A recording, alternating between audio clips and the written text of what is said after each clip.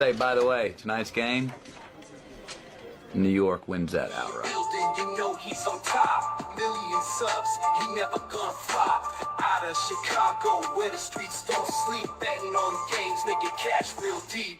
Crystal ball for sports, he knows the lines. He's a sports aficionado, the money he finds. From football to basketball, he's always on point. Predicting winners never disappoints. He's got that hustle, that Chicago vibe. Making moves on the streets, cash on the side. With E, you know it's always a bet. He's the king of the game, never forget.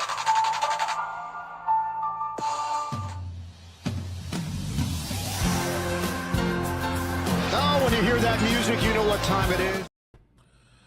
You know what time it is, guys. It is the March Madness episode. Really excited for this one. The man, the myth, the legend, the heartthrob of Colorado, David, a.k.a. Better. DP21 is this week's special guest. Him and I are going to go game by game, share our first round bets, any futures, fell to bracket. This was one of my favorite episodes to do every single year, and he's always been a part of it. Appreciate him for that. But before we bring him on, I'd like to say thank you to the sponsor of the show, ProphetX. Guys, if you're not using ProphetX, go to the App Store, download ProphetX, use promo code ETOFT21. That way they know old Uncle Rico sent you. Let's go ahead. Let's bring on the man, the myth, the legend, David. How you doing, dude? Doing good, man. Doing good. Had a really good Irish dinner before this, so I'm really embracing St. Patrick's Day and the luck that I'm about to bestow upon everybody here. So let me tell you about my dinner, dude. I had zucchini and ground chicken. Yeah. Get yourself a girl that'll make you corned beef, mashed potatoes, carrots, cabbage, the whole nine. Jeez. With a Guinness. Dude, I'm telling you, dude. But you know what, dude? Like,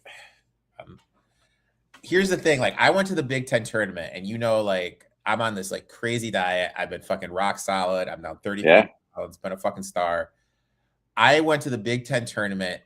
I had a thing of chicken fingers. Okay. Mm-hmm. Way too many Modelo's than I'll ever admit on here.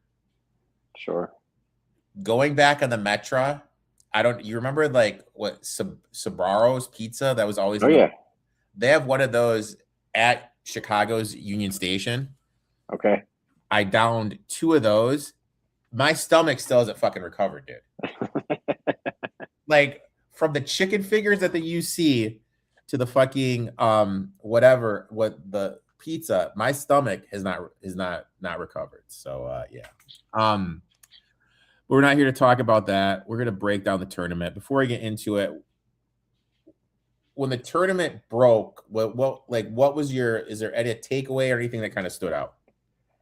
Yeah, I mean, a few things stood out, right? Like the bracket's loaded with, in my opinion, after just looking at it all for a couple of days now, like it's got a bunch of trendy upset picks. I think that's where a lot of people are going to actually lose.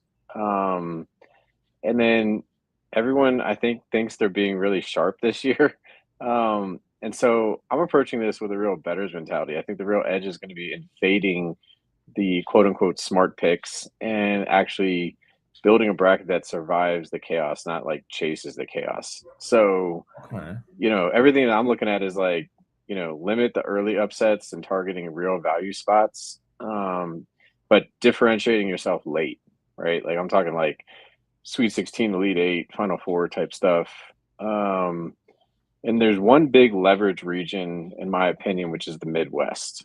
So we'll get into that, as we kind of like target that a little bit later. But I think those were my biggest takeaways that I saw. And then, of course, I found, I think, a few early on bets in the first round matchups that, probably like a couple from each region that, I'll be looking for as well.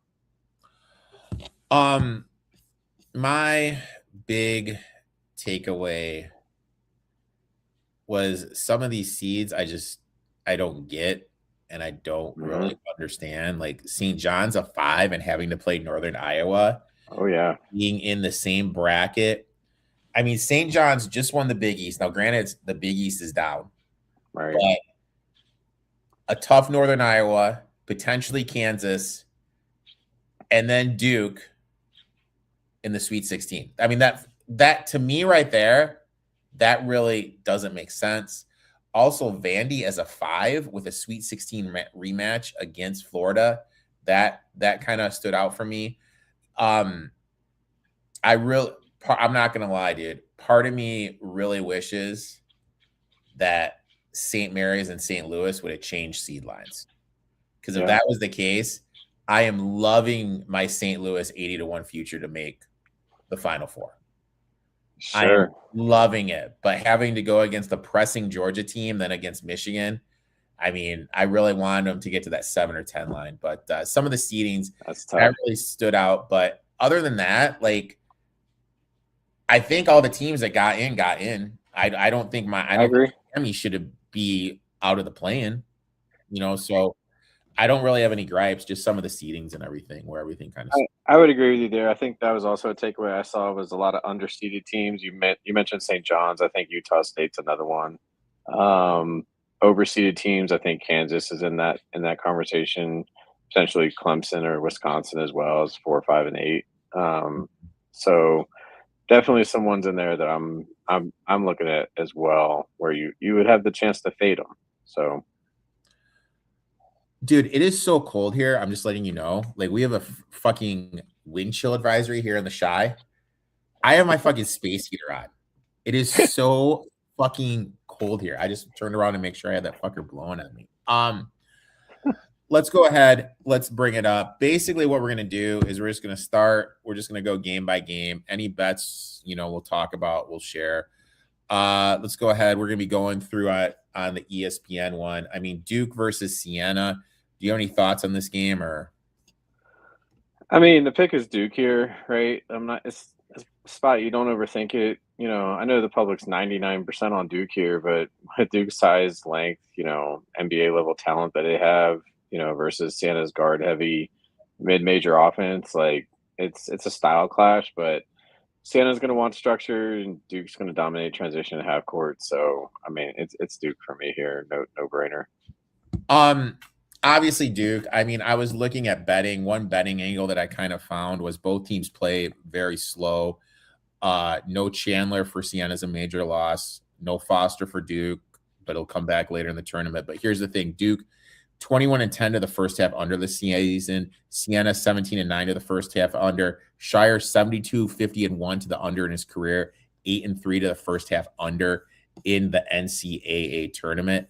So, I mean, for my boy Maddie, who could be watching, a huge Siena guy, if you're looking for some action, I think the first half under is definitely the look, dude. Next game, dude. I have one in here. Interesting to see what your take is. TCU, Ohio State. TCU, I mean, neither conference champs, both at large here. Matchup for me is going to be Ohio State's half-court execution. And, TCU is going to really try to set pace here. So, and they really, thrive when the game gets loose in that sense. OSU always is going to prefer like a controlled possession, like tempo for them. So if TCU, in my opinion, has the ability to force tempo and pressure that defense as well, like added pressure defense against OSU, like I really can see the upset with TCU over Ohio State here. There's a very, like from a bettor's perspective, this is, very, very small public line or lean, if you will, toward TCU at about 57%. So, I mean, the upset factor is, 9/8, so to speak, but this is going to be a classic, like, quote unquote, better athlete wins to me as a 8-9 seed. So, I like the upset here with TCU though. Oh, we agree. I took TCU here plus the 2.5. I think it's a tough matchup for Thornton. Don't trust the rest of the Ohio State roster. Ohio State due for some 3-point regression. Ohio State is shooting an insane 40% from deep, due for regression. At a plus 6.1% shooting delta, 15 highest in the tournament. For those who don't know what that means, because I'm going to be referencing that a fucking insane amount. That is since February 1st. So basically last month and a half, I looked at what they were shooting from 3 and what their opponents were shooting from 3. just did the differential. Ohio State lacks depth. TCU, they've punched up well all season. They play Kansas tough on the road, play Houston tough. We'll have the advantage on the glass for some second chance points. Top 60 nationally in rebounding. They're going to force the ball out of Thornton's hands. They're going to be able to get to the free throw line. Ohio State really doesn't have much depth. TCU 8-3 this year as a dog, top 25 defense. I really feel this team lost to New Orleans at the first game of the year. And New Orleans is god fucking awful. Right. If they would have won that game, I think they would be a lot higher than that 9. I think that blemish is keeping them down. 5-0 ATS on neutral courts. I think neutral courts this season. I think they have a huge advantage. So yeah, I'm on TCU. I got them at +2.5. Nice. And I'm gonna play them through here.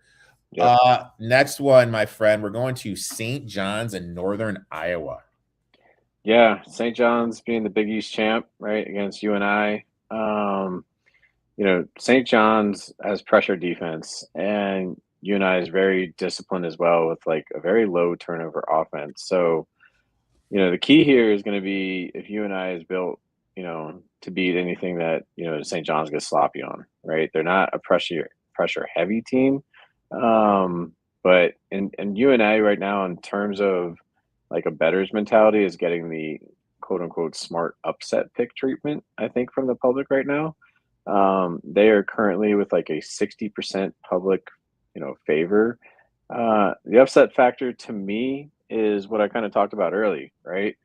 You want, if everyone thinks they're betting sharp, they're not, right? The sharp play here, in my opinion, is, actually St. John's, not actually falling for that 12/5 trap here. So I'm actually going with St. John's. See, I bet Northern Iowa, my friend. I got them at +11.5, and I also sprinkled a little bit on the money line. I look at like NIU is just a tough matchup for St. John. St. John has struggled in games out west. NIU is going to take care of the ball. That's going to limit St. John's fast break and defensive pressure. NIU played St. Mary's, who plays very similar to St. John's, and played them tough, only lost by 5. The whole thing is St. John's going to be able to knock down shots. NIU packs the paint, forces you to shoot threes, and they've shown they don't have reliable shooters in the Pitino era. They're coming off a 48% shooting game against UConn, now traveling out west, due for some regression. NIU plays slow, packs the paint, as I mentioned, limits transitions, forces teams to shoot threes. That's the weakness for St. John's. St. John's is allowing just 27.6% from 3 since February 1st. Obviously, opponents are due for some positive shooting regression. Mountain West, Missouri Valley teams, 55% ATS in the tournament, 57% in the first half. Strong defensive team here, and they're not going to allow them to get out in transition. They literally don't send anyone to the offensive glass, dude. As soon as the shot goes up, everyone goes back. Look at the 3-point stuff. NIU shoots 35% from 3 on the season, 94th nationally.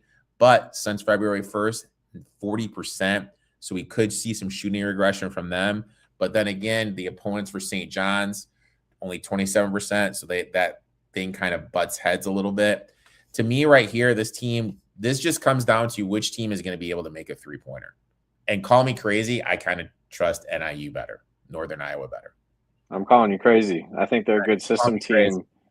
I think they're a good system team, but I just don't see it. Like, again, this is one of those things that these are record-based teams. They're not great metric-based teams, like in someone like as Northern Iowa. So I'm staying away from that. I'm going with St. John's. All right, so this is what we're gonna do. Okay, this is what flip a coin. We're not gonna flip a coin, dude. You know what? You're the guest here. We're gonna give this. Oh, okay. But when my ass goes out to that Rockies game with you, if Northern Iowa covers the 11.5, not the first round, the first 2 rounds are on you. All right, I got you. Now, if St. John's covers, the first 2 rounds are on me. I got you. Okay, so that's what we're gonna do. Next round here, I do not thankfully have a bet in this game. We got the Kansas Jayhawks against Cal Baptist. Did you see how Cal Baptist got into the tournament with the missed dunk, my friend? I didn't see that, actually. Yes, they got into the tournament because there was a missed dunk. Lovely. Go ahead, talk to me, big dog. What are your thoughts here? Well, not a lot to talk about. I mean, to your point, like, this is not one of those Cal Baptist getting in just as you described as the WAC champ, right, against Kansas here. Kansas, honestly, just size and rebounding versus Cal Baptist tempo and spacing. You know, the key of this whole game is going to be Kansas can control the glass and interior scoring, right? The only concern is Kansas hasn't been dominant. They always leave that back door open for a cover or some, close matchup there to happen. So public is definitely on Kansas 75-80% right now. It's a very small 25% upside for anybody that's looking for the contrarian play here. But more or less, there's very slight interest on Cal Baptist, but this is probably more uncomfortable than it should be when I'm like really looking at all the numbers. It's still Kansas for me. I'm going Kansas. Yeah, I'm not gonna talk too much about this one. Kansas. Okay, good job. Yeah. Well, dude, I mean, like, you don't have to get nerdy about that one. I'm just checking. Well, dude, I'm just saying, Cal Baptist, fourth highest 3-point delta due for regression, offensive rebounding. That was a strength in conference play for them, but against Kansas's front line, I don't think they're going to be able to do it. They're going to struggle on the glass. I mean, the key thing for Kansas is what are we going to see from Peterson? He's averaging over 30 minutes a game. I mean, early on in the tournament, I think we're going to see him like do well. Yeah, for me, Kansas, dude. It's kind of a no-brainer. Next one, my friend, where's your head at? Yeah, so looking at Louisville versus South Florida, the AAC champ. So real quick, for me, and I don't mean to interrupt you. Oh, yeah. This is the one everyone seems to be on. This is the one for me. Everyone's talking South Florida. For me, from what I've heard, my limited stuff on Twitter and everything, my limited stuff watching the TV stuff and everything, and BTW, huge downgrade from Jay Wright to Bruce Pearl from what I saw Sunday night on the selection show. But to me, this seems like everyone's chalk South Florida. All right. Well, you're heading exactly where I was going, right? Like, again, this is a top-heavy region with Duke and UConn, right? The real edge here, in my opinion, is fading two very obvious public dogs and picking the spots in the middle that we talked about as we kind of, go further in the bracket here. So, that being said, when I'm taking a look at, Louisville and South Florida, my bet and my money bet is going to be on Louisville for this game. Louisville scoring versus USF's defense and physicality is really what's going to stand up in this matchup. The key here is whether or not South Florida wants to grind this game into the 60s, right? So the narrative, as you just mentioned, is that they're a popular, tough 11 seed here, right? The public is weighing heavily on them, around 60%, maybe a little higher at this point. It's definitely got one of the higher upset probabilities on the board just because of where the public is. But again, this is a public dog. To me, it's a big fade. At that point, it's not a sharp pick to be on that side. The sharper pick is to be on Louisville. So going Louisville from a straight bettors mentality of how I look at that. What's Brown's injury for Louisville? Feels like a trendy pick with South Florida. South Florida veteran team, fast-paced track meet style game. Like all Louisville games, it's just a high variance game. South Florida's coach, I don't know if you heard this. He's from the area. Old man has dementia. He is going to be in attendance for the game. So there's obviously that public angle. Todd Golden type tendency. He wants to get that pop. You know what I mean? Remember Golden was at San Francisco, came in, won a round, and then left for Florida. That's what this coach seems to me. He's going to win a round and then leave. Veteran roster, I don't think it's going to affect them that much. We've seen these young rosters in the past when the coach is leaving kind of check out here. It's not going to affect them. Wherever he goes, they're going to go. Louisville has struggled while stepping up in competition. Kelsey seeking his first tournament win. Public's heavy on South Florida, but for me, I just think it's going to come down to the final possession. I just trust Louisville's playmakers a little bit more, so I'm gonna go Louisville here. There you go. So look, dude, I'm wearing a Michigan State hat here. I'm just gonna say it here. North Dakota State was not going to be a team that relies on rebounding is not going to out rebound a Tom Izzo team in the fucking first round. Michigan State likes to get out and run. North Dakota State has struggled stopping the fast break. They're going to look to, they like to force turnovers. That's their big thing. As long as Fears doesn't kick anyone in the ball sack and gets kicked out of the game, they're going to be fucking fine. Yeah, I mean, this isn't the spot to get cute, right? So I agree with you. You know, North Dakota State, Summit champ, you know, they can shoot, but they struggle against size and athleticism. And I don't think, you know, an Izzo-led team here is going to be out in the first round either. Next, we're going to UCLA, UCF. What are your thoughts here? Yeah, so this one, you know, 7-10 matchup here, you know, nobody's a conference champ here, right? The matchup is really purely around UCLA's structure and defense versus UCF's athleticism, right? So, you know, the key is going to be whether or not UCLA can control the tempo, right? Yeah. They need to limit their transition chances for UCF. This is a true, in my opinion, 50-50 game. Oh, hell yeah. USA just tied the game, by the way. Bryce Harper bomb. I have not watched one goddamn pitch of this exhibition baseball. Whatever, man. I'm enjoying it. So anyway, where was I? All right, so true 50-50 game, you know, and it leads to an upset 50-50 split here as well. There's a slight lean toward UCLA, and pretty much that's the team that's going to, I think in my take, dictate the style of the outcome of this game. So, yeah, I'm kind of leaning the same way as the Sharps, UCLA, you know, not trying to overthink this too much with getting cute here either early. I think UCLA can make a run. High Point over Wisconsin, 0 chance. Yeah, I don't know what's going on. I don't know what's going on with UCLA's injuries. Their big guy got hurt. Dent got hurt. Dent's injury was a lower body injury. With how fast UCF wants to play, how is that going to affect them? You know what I mean? Like, yeah, what is that going to affect them? Corin in the Eastern time zone has really struggled against the number at UCLA. UCF has been up and down, inconsistent. We saw him beat Texas Tech. God, then when they got boat raced by Cincy. Interesting contrast in pace. UCF wants to get out and run. UCLA is not going to want to get out and run. If UCLA is fully healthy, I think they get this done. So let's go ahead and pull them through. Yeah. UConn Furman. I can't even fucking talk, dude. Can't even talk. Yeah. Talk. Any thoughts here, man?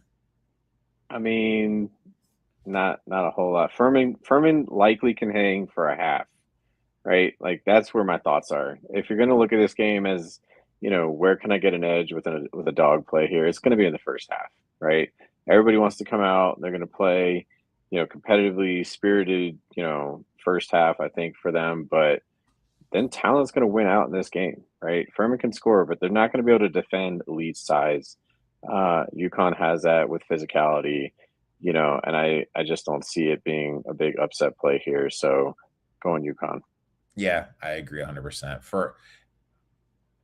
I thought they're going to be a 14 seed. I was a little surprised they got seeded this low. This isn't a typical Utah team.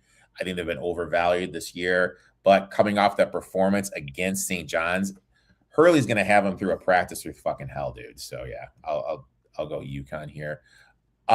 Let's just keep it on going, go up to the top. Duke versus TCU. What are your thoughts here, my friend? Yeah, so, you know, looking at that, I mean, I'm going Duke.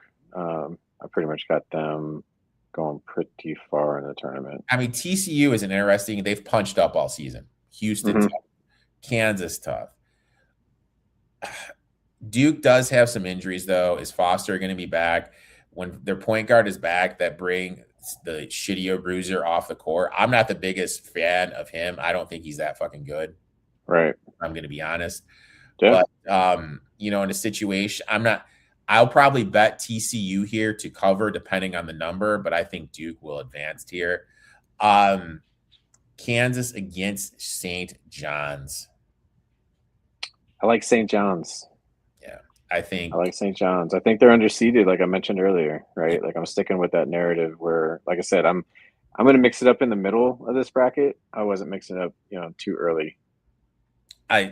For me, I mean, if this is the matchup, yeah, I think St. John's is going to be just way too fucking physical. Right. I think they're going to be able to control the pace. I think they're going to get into what is name? What spacing on the kid's name? I was just talking about the freshman guy, the elite guy from Kansas, Peterson. I think they're going to be able to get his face and make life utterly uncomfortable. They got men there. To me, matchup wise, Northern Iowa is a tougher matchup for St. John's than Kansas is. So I totally agree here. Michigan State, Louisville. This is the ultimate.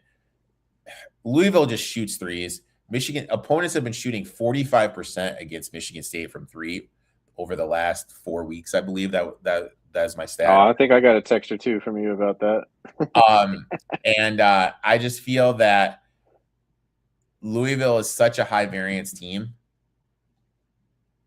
I'm going to take Michigan State. They'll have the advantage inside. I think Michigan State's going to control the pace. I don't think Louisville back-to-back games making threes. That's not something I want to be behind with how volatile they are.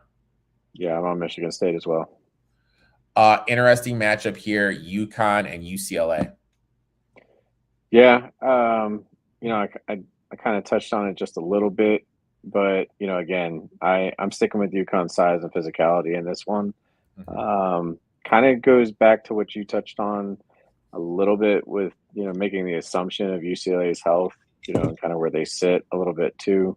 I get them getting out of the first round, getting out of the round of 32 though. Definitely got UConn going. Yeah, agree 100% here. Top half, Pitino against Shire. Oh yeah, no, we're going Duke. Yeah, I think that Duke, point guard should be back by here from what I've read. St. John's, they just aren't built with the shooters they have to make a deep run. Shire has been elite offensive and defensively. He's going to force them to shoot from the outside.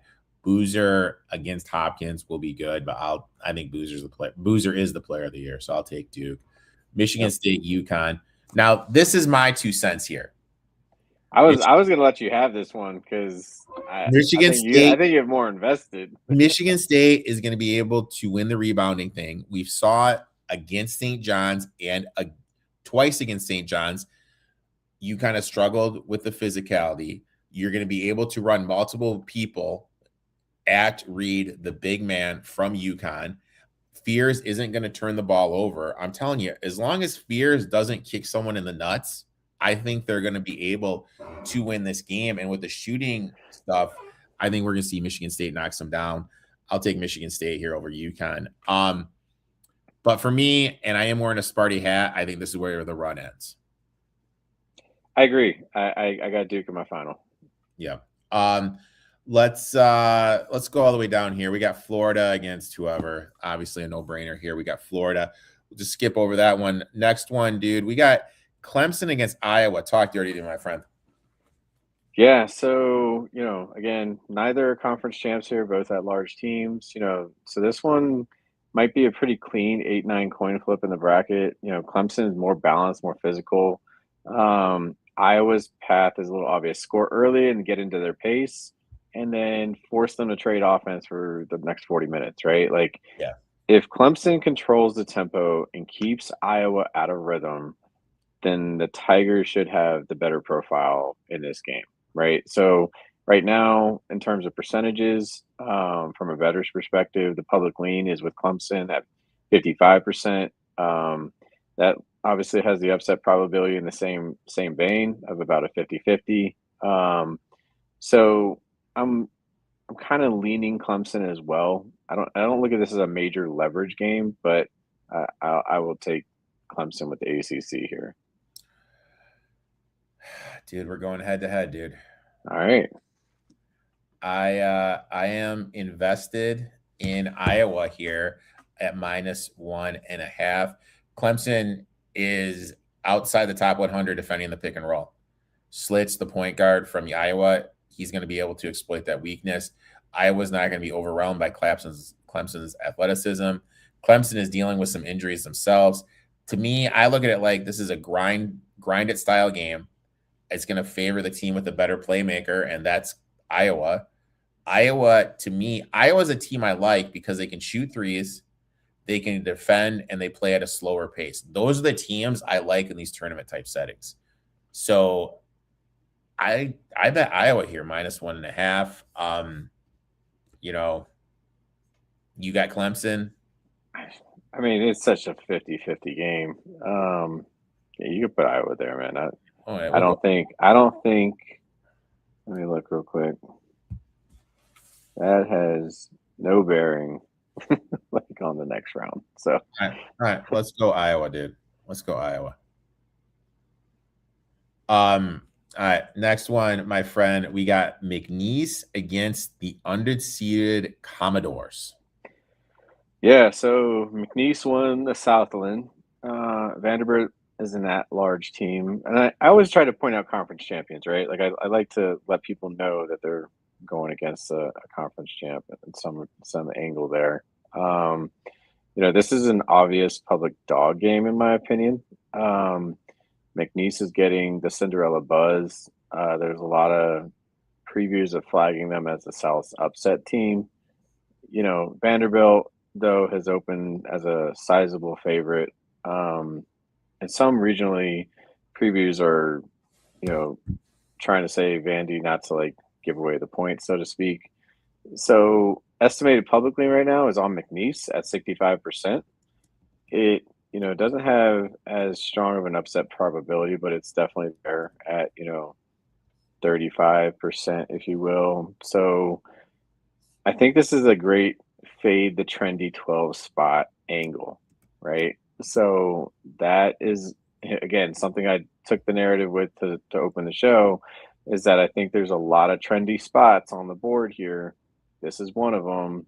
And I'm going to stick with Vanderbilt as a 5/12 and not a 12/5. In the chat, it's basically all overs. Everyone their aunt is taking it over here. For me, my notes on this game, high scoring game, points over the team. Is McNeese going to be able to get stops? McNeese has length, athletic talent. Can McNeese control the shot volume? Larry Johnson, who used to play at Creighton, got kicked off, expected to have a breakout performance here. I'll be looking probably to play his point prop over. Vanderbilt playing 3 games in 3 days, now having to go out and play on a Thursday. Is that going to wear them down a little bit, especially against that Havoc defense to disrupt Vanderbilt's guard play? Both teams likely to foul. The key thing here is McNeese ranked 68th in KenPom, so they're one of the better mid-major teams. But when I look at the shooting, McNeese shot a little over 7% better at home than in neutral and road games this year. And with the defensive schemes that Vanderbilt's going to throw out, that is going to be the thing that McNeese needs to do. Now, if Johnson goes off and has like 40 points, yeah, you know what? McNeese is going to be right there. I just don't see that happening. I'll take Vanderbilt here as well. Next one, my friend. Yeah, so Nebraska versus Troy. We got a 4 versus 13. Troy won the Sun Belt. Nebraska's the at-large team here. So Nebraska has the better athlete for athlete profile. They should be able to handle the jumping class, but Troy is exactly that kind of 13 seed that can make a game ugly if you let them hang around, basically. So this isn't my favorite like upset pocket, but when you're kind of looking at the numbers again, public right now is about 75-80% on Nebraska. Very small chance for an upset here. some mild Nebraska lean for me. I'm really, taking Nebraska just based on what the numbers are kind of showing me. I'm on Troy plus 13.5, Oh boy. and I played them plus 800 on the money line. Dude, every single Nebraska game is just a 3-point shooting contest. Now you're going to play in a venue you never played in before, unfamiliar shooting environment, playing with balls that are overinflated. To me, that has disaster in all over it. Troy can generate second chance opportunities. Since February 1st, do you want to guess who the 10th best offensive rebounding team is per Bartoli? I'm going to guess it's Troy. It is Troy, my friend. With a 30 for the season, they have a 33% offensive rebounding rate, 53rd nationally. The key thing comes down to, is Troy going to be able to hit threes? Nebraska lets you shoot the three. Troy's going to have to be able to knock down a couple. Troy is very physical up front. As I mentioned, high variance game, value in the underdog on a big number. Big number. Troy's going to supply pressure. They're going to full court press. How is Nebraska going to do against the press? Because no one in the Big Ten presses. They're going to play zone, which is also unusual in the Big Ten. Nebraska is going to get a lot of looks they haven't seen playing in a gym where all they can do is shoot threes. Dude, to me, Troy is insanely live, dude. And Troy beat USC when USC was fully healthy. No, sorry. They beat San Diego State. Then the game after that, they lost to USC when they're fully healthy by 1. They beat Akron, who I think is the best mid-major team in the tournament, at home. I love Troy here. I told myself, whoever Nebraska is playing, I am fading. Well, the public fade could be in Nebraska's, favor as well. So yeah, you can put Troy and advance them there. I don't hate that. Let's do it, dude. We're going Troy, baby. Come on. Next one, interesting game. Another one we're seeing a lot of people talk VCU. Where's your head at here? Yeah, you kind of hit the nail on the head there. So neither conference champs, right? Both at large teams here. The matchup angle, this is going to be a swing game in the region, right? So a lot of people are calling VCU a live 11/6 upset, as you just mentioned, right? Upset models have this one in the high 30s. North Carolina, in my opinion, is still the more talented team, right? The bracket chatter is absolutely real here in this matchup, though. Public lean right now, UNC about probably 52%, VCU at 48%. So true 50-50 matchup looking, even with the swing of the game of 6 versus 11. There's a lot of sharp interest on VCU, and the public is more split than usual here when it comes down to it. So I get the VCU case, but for bracket purposes, it's maybe getting a little too popular. And in my opinion, you take North Carolina when you start seeing everybody lean that public heavy line toward that favorite underdog again. I'm fading that public dog spot. I look at it, VCU 6.6% shooting delta since February 1st, due for regression. People, I really feel, underestimate this North Carolina's team defensive ability. Are they going to be able to function offensively without Wilson? The big thing for VCU is they funnel everyone to the rim. That's where Wilson was elite. How is the freshman point guard Dixon going to look with no Wilson? Who is UNC going to look for if this is a one possession game and they need a bucket? Hubert Davis, 9-2 ATS in conference games. Game is in Greenville, South Carolina. Obviously, this is going to be a de facto home game for UNC. VCU likes to press. Virginia likes to press. When UNC played Virginia, they averaged 1.4 points per possession. So that's the only really similarity team in the ACC that I could look to. As crazy as it sounds, UNC rarely fouls. VCU likes to get to the line. I really feel this game, how it's called, is really going to affect it. You know what I mean? If they're calling a lot of tic-tac stuff, if VCU is able to get to the line. But yeah, to me, I'm going to take UNC here. Hubert's shown he covers these games. They have this. I think even without Wilson, they have the interior. And I think their guards are better than people realize. I'll take UNC here. Next one. I love Fran. I fucking love Fran. But you're going against this Illinois team.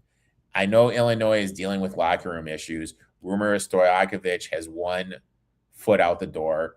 Ethan Roberts, who was Penn's best player, was out against Yale. He's expected to play per Fran. Fran's very familiar with Illinois. TJ Powers coming off a 40-point game. Is he going to be able to repeat that magic? Illinois, from 3 over the past month, 31%. They usually shoot 41%, so they're obviously due for some regression. Is Penn going to be able to get stops? How are they going to handle the pressure?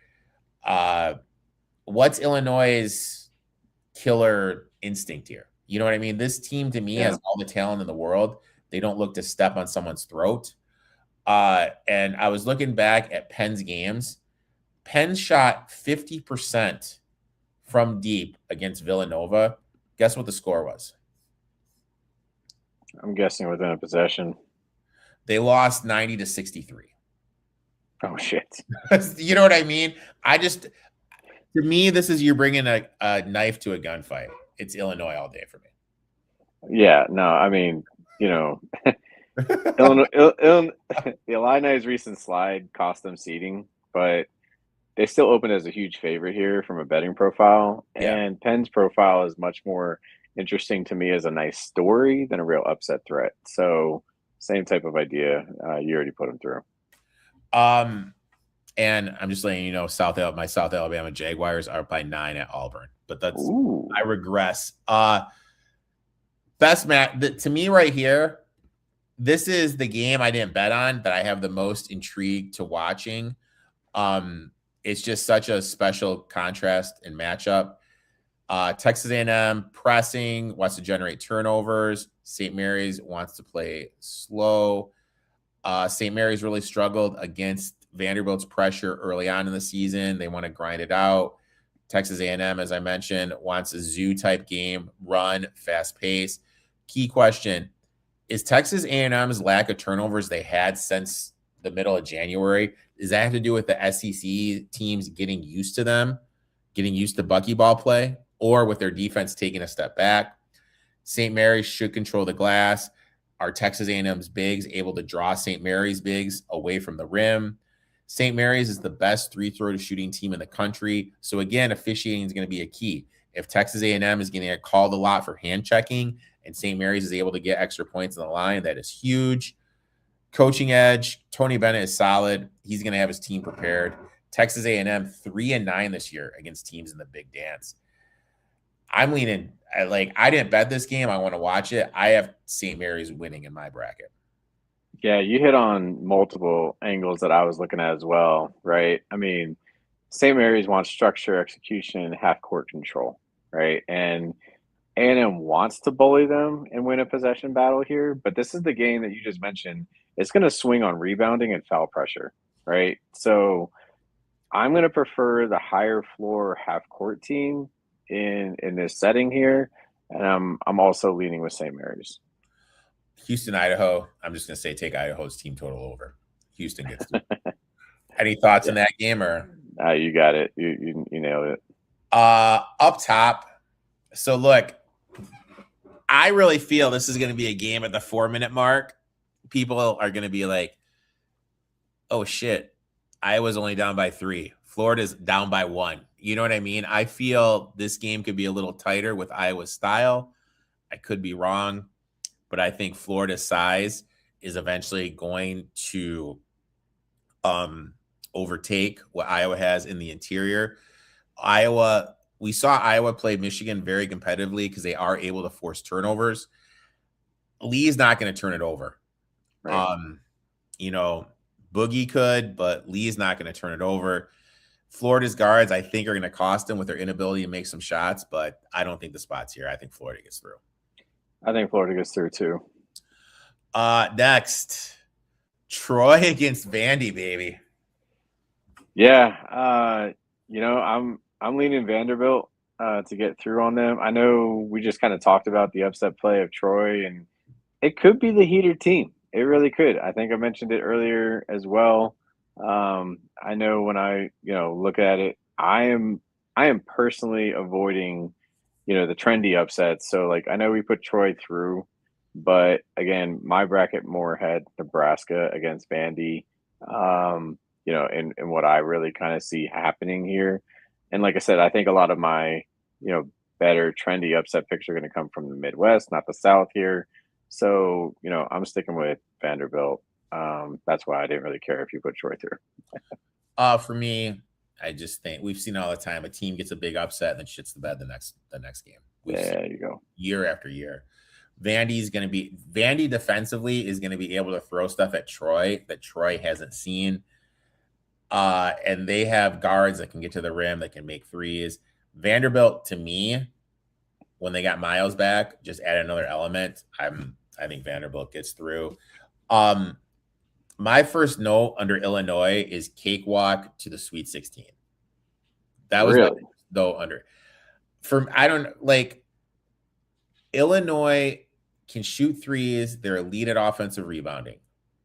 North Carolina, for me, when they lost Caleb Wilson for the season, lost the guy that when they need a bucket, they don't have.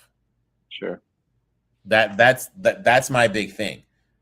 Now, could the guy who went off for not 8 or 9 threes or whatever against Clemson come out, whose name I'm spacing on? Of course. But I just feel that. So tell me who you think's got better guards.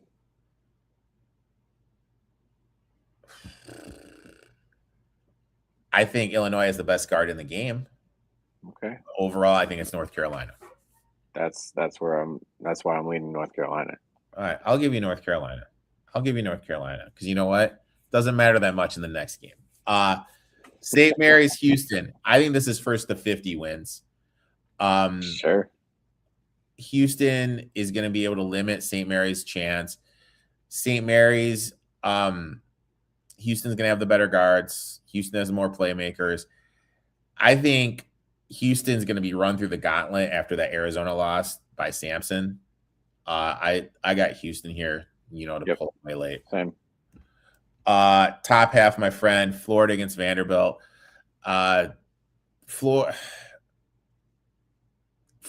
Vanderbilt struggles so much on the glass. Florida's got the size. Florida got burned last weekend by Vanderbilt. I don't think that's going to happen again. I think Golden's going to have these guys ready to go. I think Vanderbilt's lack of interior will show up here. I'll take Florida all day. Same. North Carolina, Houston. Jesus Christ, dude! If you said North Carolina, no. We got the rematch here. This is where I think the guard play of Florida shows up, dude. I think Houston is going to make Boogie and Lee make some stuff, make them very uncomfortable. Does Florida have the size interior? Yes. Are they going to have the rebounding edge? Yes. We've talked about guard play a lot here. I trust Houston's guards more. I don't think Lee and company are going to be able to do enough to get Florida over the hump. Correct. Yeah, I'm with you. Houston. All right. So now let's shift our attention. Dude, we're flying. Only 48 minutes, dude. We are fucking flying, dude. Arizona Longwood. My note here is take Longwood's point total under. Okay. They played you know where their coach is? Rod Strickland. Oh shit. Yeah. Long Island, they just play slow. They don't rebound. They struggle to score against Chicago State. Arizona is going to be able to control the interior.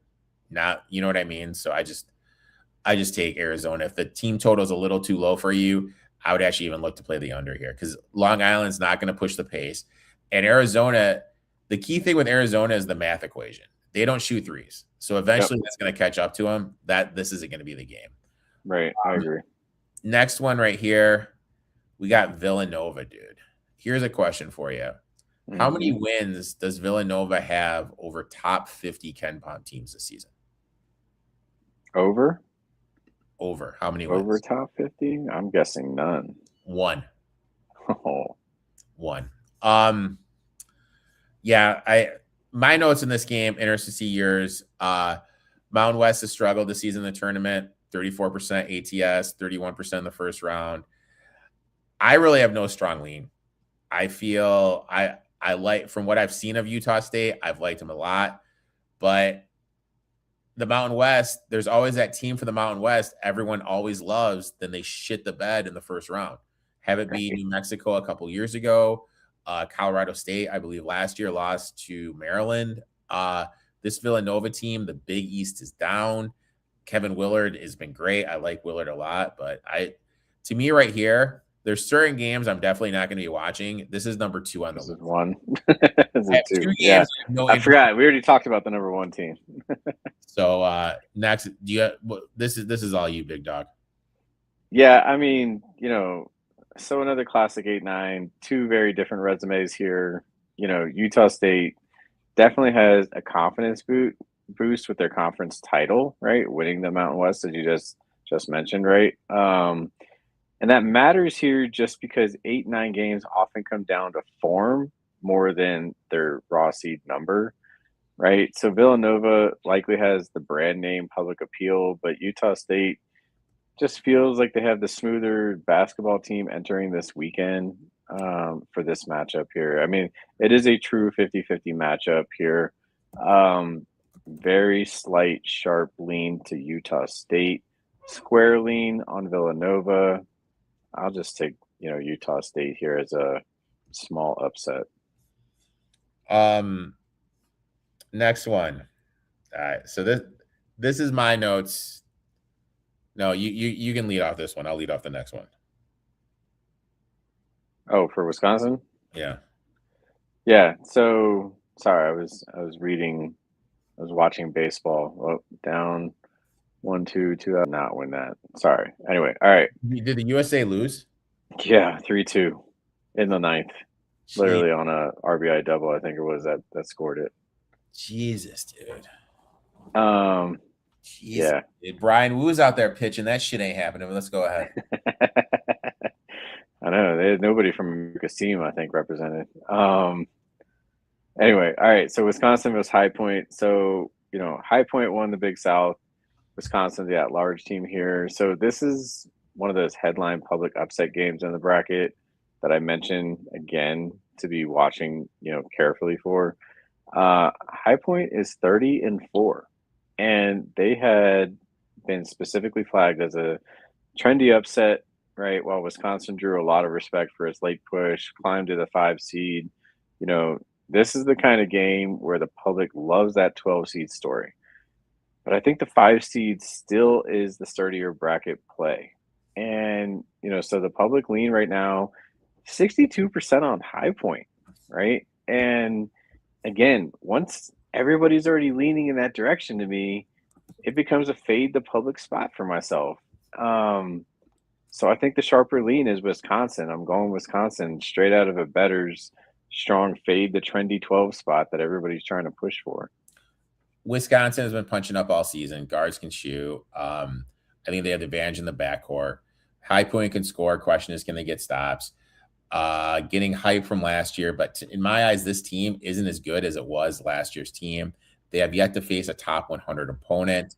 High Point likes to fast break. Wisconsin is elite. We saw what they did against Michigan State. The reason why Michigan State struggled against Wisconsin is Wisconsin does not allow you to get out in transition. If that's going to limit what High Point likes to do, that's going to be a problem. High Point likes to get to the line. Wisconsin doesn't foul. Winter expected to play for Wisconsin. That's going to boost their rim protection. High Point's been off for 2 weeks. How is that going to affect their performance? You know what I mean? Like, you haven't been doing anything for 2 weeks. Now you're traveling out to Portland for a new gym, playing an early tip-off game where the energy in that arena is probably not going to be that high. How, you know what I mean? How is High Point going to adjust to that? To me, this is a no-brainer. I'm with you. I think the Badgers get through. Now, can I talk dirty to you about the Rainbow Warriors? I can't wait. I talk dirty to you. I can't wait. Arkansas is inconsistent. Can beat anyone, can lose to anyone. They have a shorthanded 7-man rotation. Now they're traveling to Portland to play on a Thursday after just winning on Sunday, playing 3 games in a row with extremely, like I said, 7-man rotation. Third highest 3-point delta in the tournament. What does that mean? They are due for shot regression, and their opponents are due for positive shot regression. Guess who has the worst 3-point delta in the tournament? Arkansas. No, they have the third best. They have their best. Oh, so Hawaii then? Hawaii has the worst. So to me, the regression stuff is setting up perfectly. Okay. The brick throwers. That's what we used to call them when I played basketball. Brick throwers. Right. Shot 60% from deep against Vanderbilt. Hawaii has a strong interior defense. Hawaii can score at the rim. Hawaii is very good at limiting threes. That could disrupt what Alabama's perimeter game. Now we have the travel concerns. As I mentioned, Arkansas, 3 days, 3 games, finished Sunday. Now you have to travel from the SEC tournament over 2,000 miles to Portland. Now people are like, well, what about Hawaii? Hawaii had their tournament in Vegas. Hawaii is at the travel advantage.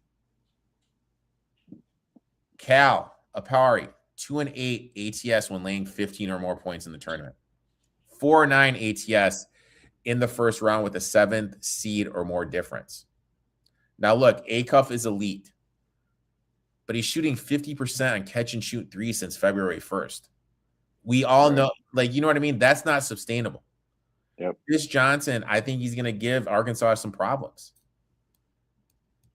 I know that they don't mix up their defense, but Hawaii, I think they're going to play some zone. Arkansas struggled in zone this year. Cal historically doesn't adjust well in these tournaments. Hawaii has been strong limiting transition. That's going to limit fast breaks. That doesn't play in Arkansas's hands.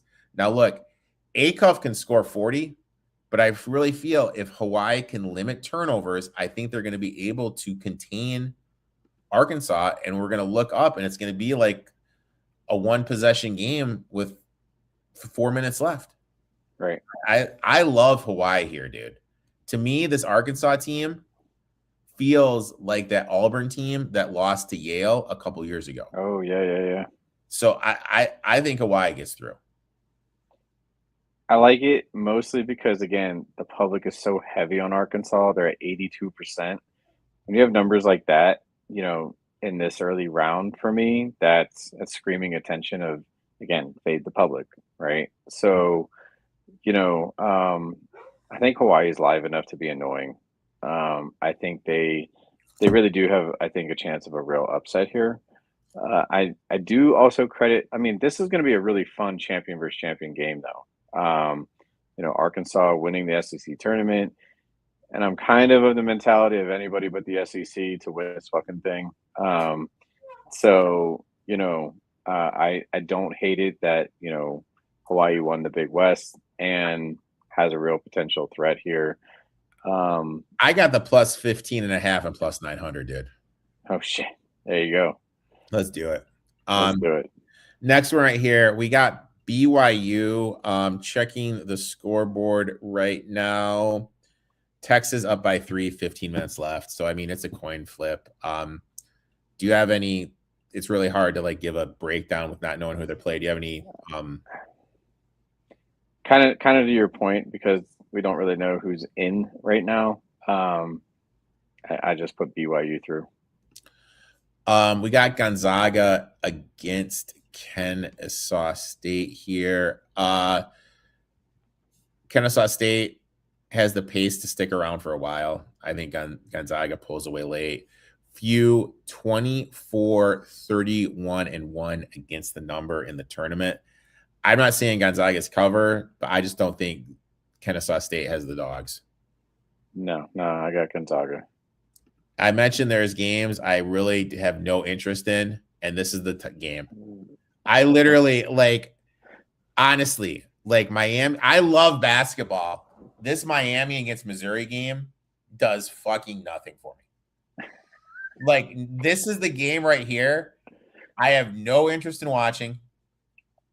You know, it honestly, I'm glad it's on at 9:10. That way my old ass can go to bed. Fair. That's fair. Yeah, a couple angles that I see here. I mean, this is maybe the hardest game to handicap cleanly because it doesn't have the obvious trendy dog or a fraud favorite, right? Miami got a boost in perception by reaching the ACC semis, right? And so they climbed into the final AP poll. And then on the other side, Missouri feels like the kind of 10 seed the public won't hesitate to click on. And so you don't want that either. You know, in a bracket setting here, I rather side with the 7 seed. And again, my whole mentality: anybody but the SEC win this fucking thing. So it is going to be a de facto home game for Missouri, though. yeah, I get that. I mean, like I said, like I'm siding with 7 just because they had some late season momentum, right? Then you know I don't want to overforce a coin flip upset here and saying it's Missouri. The public is leaning on Missouri right now, and so again, it's kind of my fade the public mentality. Let's go Miami. Next round, fun fact: the 2 conference futures I hit were Queens plus 425 in the A-Sun, Nice. and Purdue plus 725 in the Big Ten. This is my note. Are you ready for this? You ready for this little tip? I'm waiting. Yeah. Queens guards can give Purdue trouble. They're going to create some matchup problems. This is going to be until this is going to be until the Elite 8, the team that Smith and Lawyer will struggle with the most. Yeah. So, I mean, like, Queens got guards, but Purdue's got the interior stuff. I think Purdue pieced it together. I know, historically speaking, teams that have done well in the Big Ten tournament haven't produced. This team was number 1 when the season started. I'm with you. I think offensively they figured some stuff out. Now, look, FTR for them, he did get a little banged up. That could rear his head a little bit later, but against the Queens team, no chance. Top of the bracket, Arizona against your Utah State Aggies, my friend. Arizona. Wisconsin. Honestly, this is the thing you do, guys. Anytime one of those big seeds win, it's an auto fade the next round. Obviously, Wisconsin. BYU Gonzaga, does AJ keep on rolling, or does Mark Few put him in hell? I say Gonzaga. BYU defensively is a wreck. Obviously, offensively, they can get going with anyone. When you have the best player in the game, top 3 pick in the draft, you already have a serious chance. But overall, I think Gonzaga is the better team. Miami had the weakest schedule in the ACC. And we saw how much they struggled against Virginia. Yep. I think they're ahead of schedule. I think this was a great year for them.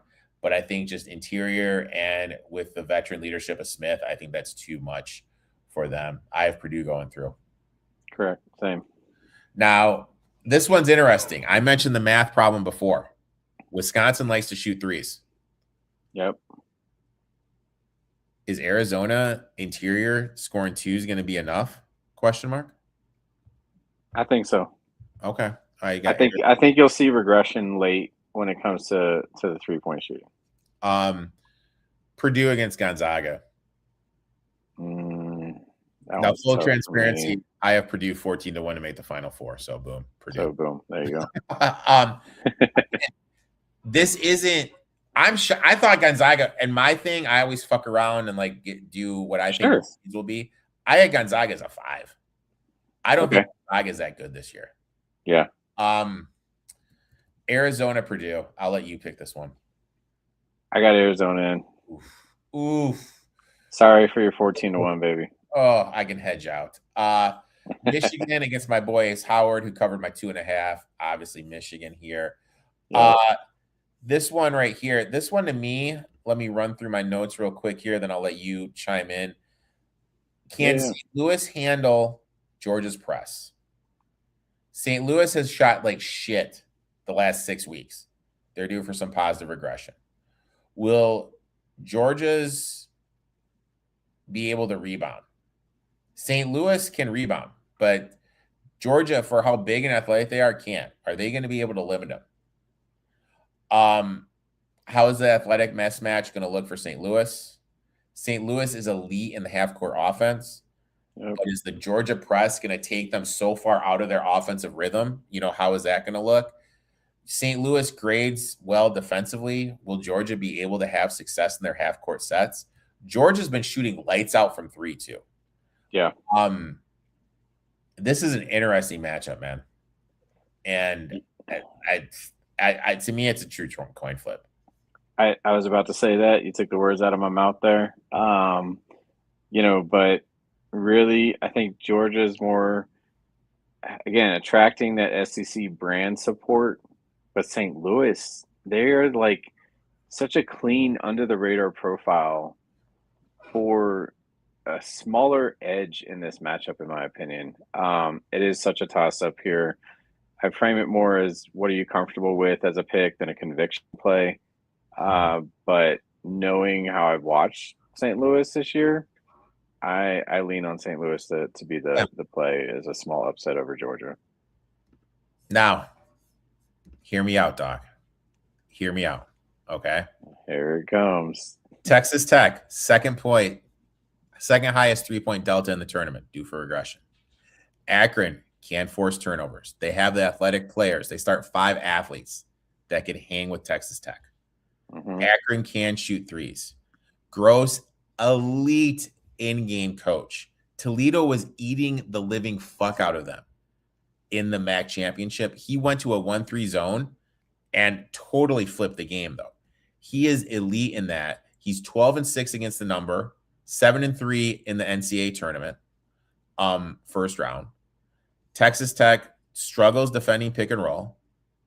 Akron, this is their 3rd year in a row in the tournament. Toppin is out. That's their best player. Basically, Texas Tech's offense is 3-point, and that's it. They're just a 3-point machine now, and it's just going to be a variance type game. I like Akron here, dude. If Toppin was playing, I think Texas Tech could win it, but no Toppin. They lost their interior. Akron's got the shooting. They got the guards. They got everything to hang with the Texas Tech team. I got Akron advancing. Yeah, I don't hate it. But I am going to say this, though. What's that? I saw a random hot chick who was on CBS Sports when I was going through X tweeted out her first-round upset lock, and she said Akron. So now I'm like fucking panicking. And then I was like, I tweeted out RIP to my Akron bet. One guy replied, my boy Kevin replied to it. Seth Davis on them too. So you know what I bet Akron. I got him at what do I get? I got a great number. I believe I got 8.5 or 9.5. I'll look real quick. I got 8.5 and plus 300 on the money line. But like that public dog thing you've talked about, I'm a little concerned. Yeah, I mean, okay. So again, another type of 5-12 game the public loves to circle here. And Akron really shows up with that auto bid shine, right? They're winning the MAC. They've got all the usual 12 seed mythology everybody wants to, support, right? And so it really is a cleaner fade spot than true upset target. Now Texas Tech, they got a better athlete for athlete profile, but to your point, they've lost, some of that defensive backbone. So I do look at this as a closer game. The public lean, though, it's getting up there, man. That's the part that scares me as well about this in terms of a betting perspective. I do think Akron could upset in this 1-12-5 matchup on the board. If I was to circle this one, it would be this one. I still think because it's getting a little too trendy in terms of what you just described, you could still stick with Texas Tech and feel good about yourself. But again, it's kind of what I just mentioned a little bit. It's a style versus comfort than conviction play, right? I'm looking at it from a bettor's perspective, and the public is leaning hard on Akron right now, and I'm kind of at the fade the trendy 12 game because of that. I do think Akron really does have the backbone to get it done over Texas Tech, though. So I'm going to try and stick with you on this one. Okay, let's go. And trust the logic. Let's go Zips. Next one. Now, it's important to note that Alabama's guard got arrested with 2 pounds of weed. He's definitely out. Hofstra is another team. Alabama can be beatable. High 3-point variance team. Shoot threes, get to the rim. That's their offense. Hofstra, type of team, performs well in team tournament, plays slower, controls tempo, can hit threes. Now, do you believe in karma? Well, sure. If karma's real, Alabama fucking loses, dude. Had Brandon Miller out there. Brandon Miller was there when the player shot somebody and killed somebody. He's bringing NBA guys back to play, and now his point guard got arrested with 2 pounds of weed. I think Hofstra is the karma play, dude. But it fits the mold. Slow, shoot these. You know what I mean? Now look, if you want to go with Bama, if you think this is Oates rallies them up and Bama gets through, I totally get it. Hofstra's a real auto bid champ here, but this is still Alabama's game to lose the whole way. I get the 4-13 line always gets that upset chatter, and I see it because it's just as real as the 5-12, but this doesn't feel like that cleanest 13 seed path on the board. I think Alabama's ceiling is just too high to abandon this early. Okay. I'm sticking with Bama. Denver, cannabis is legal, bro. My note on this game is, how is Tennessee going to shoot themselves in the foot? Yeah, no kidding. I'll be honest right here. Tennessee, to me, if Tennessee was ever going to make a run, this would be the year. But we just don't know who's going to win. I'm putting Tennessee forward right now. Just Tennessee in the rim. Now, I jump into the analytics. UVA is elite defending against the rim, and that's the only way Wright State can score. Yeah. So now this one's all you. Take the mic. Kentucky, Santa Clara. Oh, Kentucky. All right. So let's see here. This is one of the best actual upset paths in this region, in my opinion. So that may have already given away where I'm going. But Santa Clara is not some random 10 seed, and Kentucky drew a dangerous first game within a brutal region where I said, this region would be that one to look for upsets. Well, this is much more of a defensible click than trying to get wild with Alabama or Virginia or anything that we just talked about, right? This is one that actually has a best upset path in Santa Clara. And I actually would love to hear your stats on this. But again, public is leaning so hard on Kentucky at almost 60% that I am looking at the sharper lean to be Santa Clara. They've actually posed, such a better profile for themselves, and I really can see the actual upset path here. I'm sure you got some stats. I kind of want to hear yours. This is what I wrote down for this one. I never trust a team whose coach is going to leave. That's what happened with Santa Clara's coach. He's rumored either to take the Providence job or the Syracuse job. They like to press. Connecticut, Jesus. Kentucky has been good against the press, so that kind of levels it out.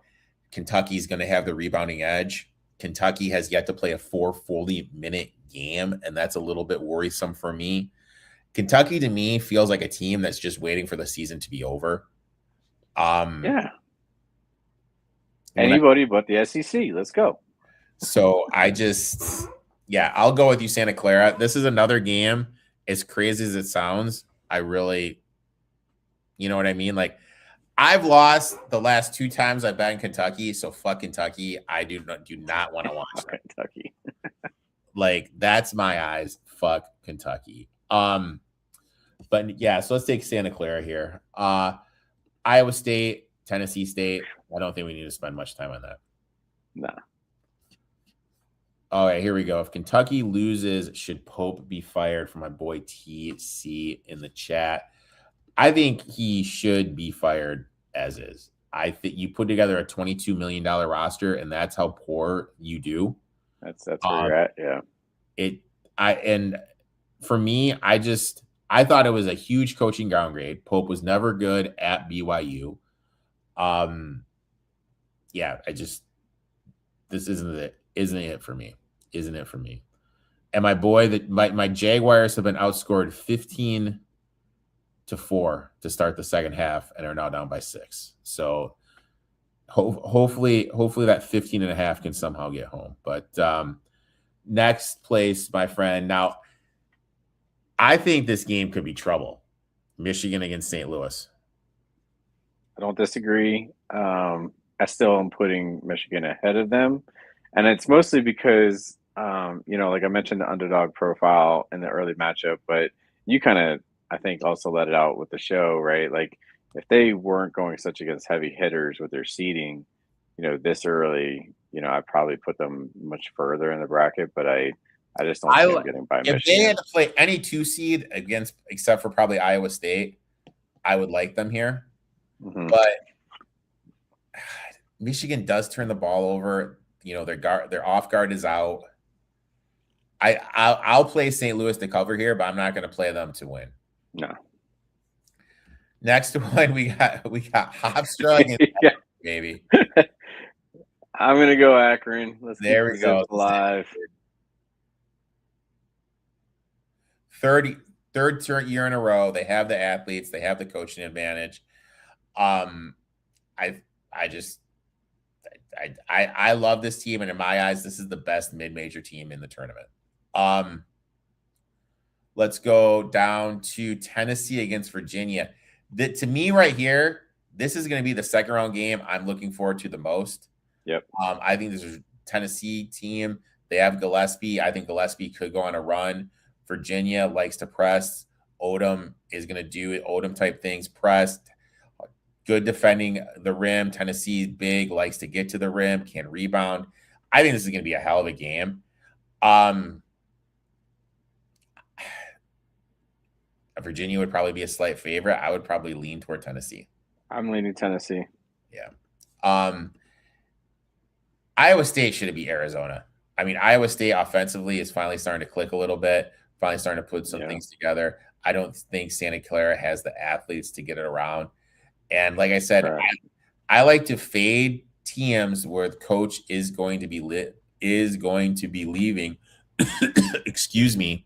And that's what Santa Clara is. So I'll take Iowa State here. Yep. Up on the top part, I mean, Jesus Christ, dude. At that point, it's a walk, I think, for Michigan. At that time, it's a walk. Tennessee, Iowa State, intriguing game. I'm going to put Tennessee through. Okay, you're going to think Tennessee. I like. This is where I said it's going to come from this region. I think it's, to your point, you just kind of hit the nail on the head with a few of the mentions of the profile of Tennessee, where they're going. I can see them once they get by the 3, they're going to be really live against the 2, and I can see them getting by to play against Michigan. Now, Michigan is Tennessee, dude. I hate Michigan, so I'll let you pick this. But I will say this, dude. When I was at the Big Ten tournament, I met some of the guys on Michigan's team. Fucking nice kids. And you want them to just be little fucking assholes so you can hate them, but they were nice kids. But go ahead. Yeah, I mean, Michigan and Tennessee. All right, so strength on strength here. Michigan, they're going to have a size advantage. I think they'll have a very efficient half-court offense. They could even have the rebounding edge in this game.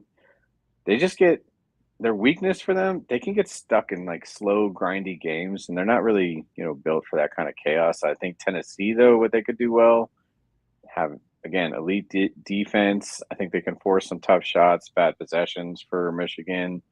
Now their weakness is their offense can go cold, right? They're not really built to play from behind here. So, turn this into a 60-65 position game, for Tennessee, or can Michigan actually control the tempo and dominate inside? I mean, really, the market narrative to me is that the public is leaning Michigan, right, for the 1 seed safety, kind of chalky. I'm really interested in Tennessee just with their metrics and defense. I think, in my opinion, that Tennessee is going to have the better defensive efficiency, and I think they'll have a better physical profile at that point. Michigan may have a better offensive balance and rebounding. I don't know. I want to give the upset play to Tennessee. Tennessee is going to have the advantage in the glass. They have Gillespie is going to be the best guard. Michigan has some turnover issue, and I think the injury in Michigan's backcourt is just going to be a little bit too much. I'm with you on Tennessee. And full transparency, I have a future on Iowa State to win it, and I have a future on Tennessee to go to the Final Four. There you go. So you got one of them in there for you. Got one of them. Rematch of last year's big upset, Duke against Houston. I got Duke. Arizona against everyone's heartthrob, Rick Barnes and the Tennessee Volunteers. Going Arizona. In the final, who you got? Going Arizona. Oh, okay. Oh, yeah. All right.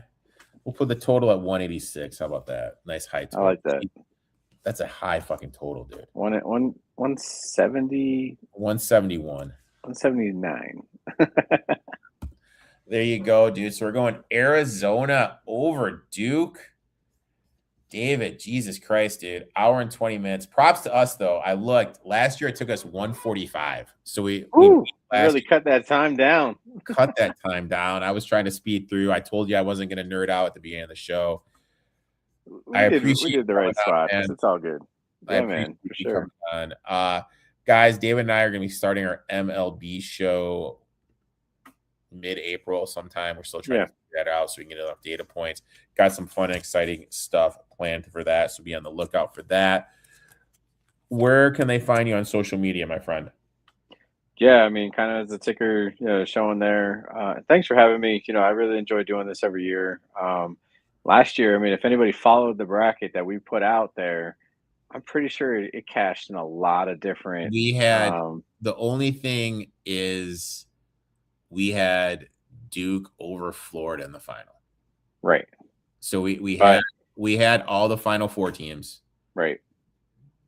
But we got chalky last year, and it stayed chalky. Florida. I mean, we had but yeah, I still ended up cashing in a majority of my leagues, just based on where we were at. So hope you all enjoyed. Hope that made sense, especially from a bettor's perspective. But again, just like my name says, follow me on social media, BetterDP21X, Instagram.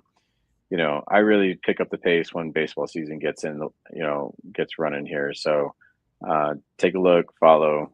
Be happy to answer any questions people have. See, I really pick up. I never stop, dude. I just fucking grind, man. I'm a fucking grinder, dude. I didn't stop. I went on NASCAR this past weekend. What are you talking about? NASCAR and F1. Jesus. So I just won.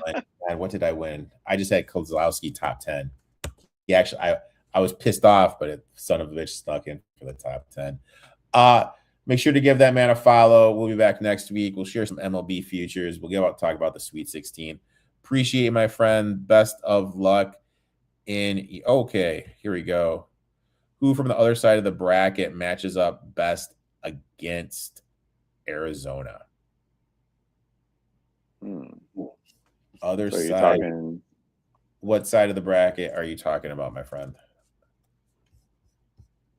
I mean, like my thing with Arizona is always just going to be like, I know I've said it like 18 times, the math equation. They don't like to shoot threes. If they play a team that can get hot from three, a team like Wisconsin for me, is going to be a hard team for them because they like to shoot threes. But is Wisconsin going to get there? That's the point. I mean, High Point is obviously a chalky thing. Neither one of us think High Point can get through. I think Wisconsin, who's done punched up, they beat Michigan State, they beat Illinois, they beat Michigan. They don't allow teams to get out on fast break. I think that could be a good team for that. On the bottom side of the bracket, I think that I think Purdue can get through. I really like this Purdue team. I think Purdue can get through. I think it's Purdue and Arizona's bracket to lose, if that answers your question, my friend. Appreciate you. And Chris, go ahead. Sorry. No, I think you hit the nail on the head there. I mean, I think we already kind of lined up the other side of the bracket with literally a championship matchup being Duke in terms of profile there. But in terms of their side, I mean, Tennessee, I think, is going to be that team. And then, you know, obviously Houston. I mean, really Duke or Houston. And obviously I think that comes down to Final Four anyway. So, you know, that's just where they're going to find it. Appreciate everyone tuning in. We'll be back next week with some MLB futures, some Sweet 16 bets. Check us out. Give that man a follow. Best of luck in your bets. And we'll talk soon, my friend. Yeah, thank you.